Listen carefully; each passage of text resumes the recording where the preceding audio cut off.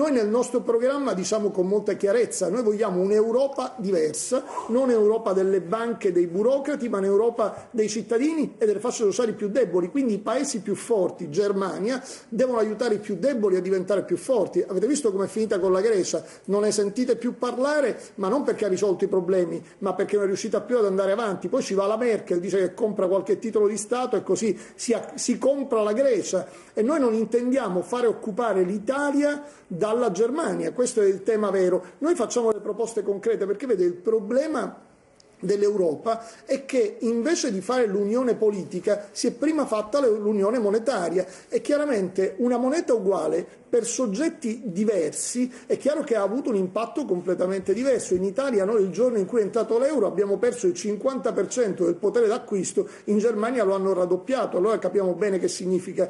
Quindi le nostre proposte per l'Europa, via da una politica germanocentrica e dall'altra parte puntare a un contratto collettivo di lavoro europeo per fare in modo che i lavoratori italiani abbiano gli stessi stipendi e le stesse opportunità dei lavoratori europei, tedeschi, inglesi, francesi. Secondo, una politica fiscale europea che consenta alle nostre aziende, soprattutto le piccole e medie imprese, perché poi avete visto le grandi aziende quando non gli conviene più, vedi la Fiat, se ne vanno ed è eclatante pensare che non è che se ne vanno in paradisi fiscali, se ne vanno in altri paesi europei. Allora è evidente la cosa, c'è uno squilibrio tra l'economia di un paese e un altro, l'Italia rispetto all'Inghilterra o all'Olanda dove si è spostata la Fiat. Sono allora, curioso di sapere se anche imprese, la possibilità di pagare le stesse tasse. Non è pensabile che in Italia il piccolo e medio imprenditore paghi il 46% e la media europea sia al 21-22%, parlo ovviamente di quei paesi equiparabili all'Italia. La terza cosa, il ruolo delle banche. Noi abbiamo una moneta unica, almeno per i 18 paesi che l'hanno sottoscritta,